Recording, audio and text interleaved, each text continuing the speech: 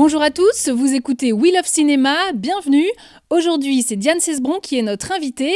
Bonjour Diane, est-ce que vous pouvez vous présenter pour nos auditeurs, s'il vous plaît ? Bonjour, je suis directrice de Ciné Capital, une société de conseil en investissement dans les films, dans le secteur audiovisuel et cinématographique. Expliquez-nous en quoi consiste votre métier exactement. Le métier d'investissement dans le cinéma, c'est effectivement d'abord de repérer des films qui ont besoin de financement pour se fabriquer et qui vont présenter un certain nombre de critères propices à cet investissement.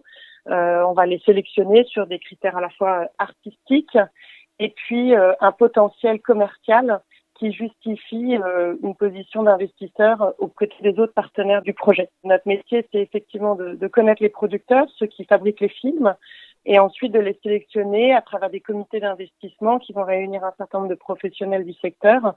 On lève des fonds toutes les fins d'année via un mécanisme qui s'appelle les Sofica, qui est un mécanisme qui propose à des particuliers d'investir directement dans des sociétés qui sont constituées pour investir dans le cinéma contre un avantage fiscal sur l'impôt sur le revenu.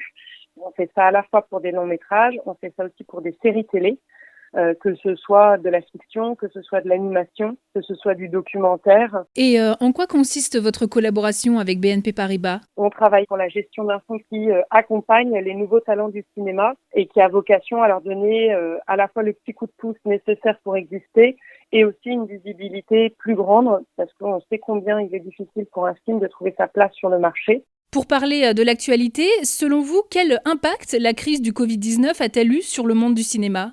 C'est une crise qui n'a pas de précédent, donc c'est une crise qu'on découvre au niveau du cinéma et qui a cet impact tout particulier parce que le cinéma, c'est avant tout une expérience commune.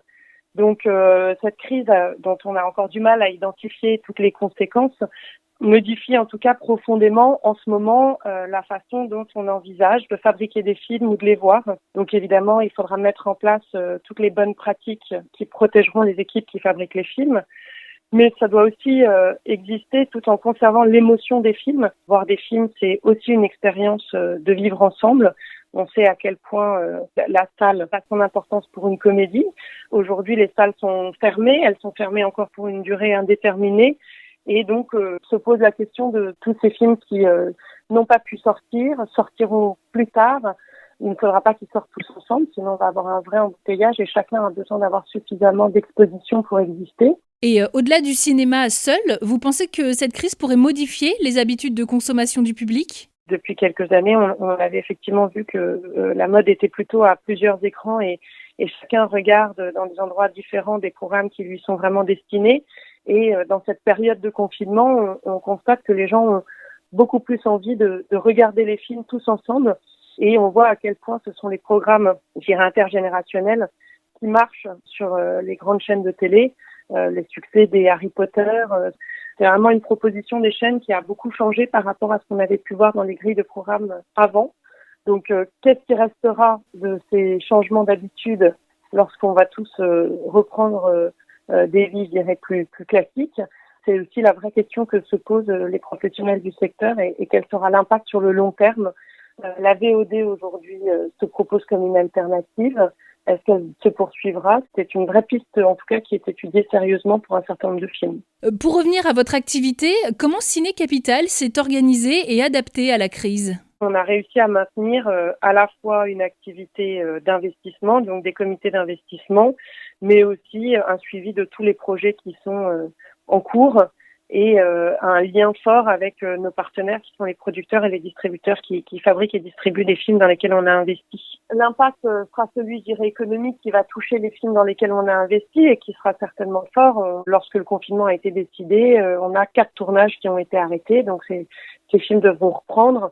Les producteurs sont en train de travailler pour trouver les solutions. Les assurances ne couvriront pas tout manifestement. Et est-ce que vous recevez toujours autant de propositions de projets ? Comment votre activité s'organise à distance ? L'écriture d'un film est un process qui est long et les projets qui arrivent chez nous sont souvent à l'issue de ce process. Donc, beaucoup de projets étaient en fin de développement et ont pu continuer leur phase de financement. Le ralentissement commence à se faire sentir.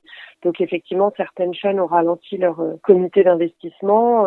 Les distributeurs prennent aussi plus de temps pour se positionner sur certains projets, puisque eux-mêmes ne savent pas forcément à quoi ressemblera l'exploitation salle que ce soit nos équipes ou que ce soit les professionnels qui nous accompagnent pour la sélection des projets dans les comités d'investissement, tout le monde joue le jeu vraiment à fond. Diane, avant de se quitter, quand les cinémas rouvriront, est-ce que vous savez déjà s'il y a un film que vous irez voir en salle ? Ouais, moi, j'ai hâte de voir le prochain film de Gustave Kervern et Benoît Delépine qui s'appelle Effacer l'historique, que j'ai déjà eu la chance de voir avant le confinement, qui est une comédie vraiment brillante.